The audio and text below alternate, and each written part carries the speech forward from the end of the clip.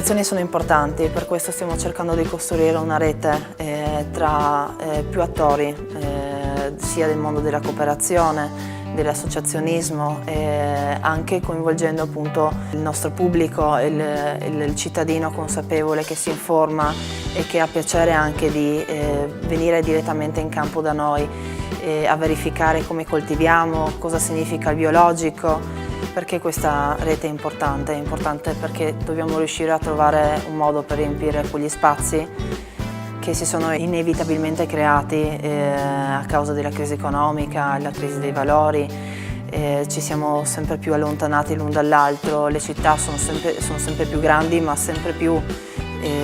strette per tutti, non solo per chi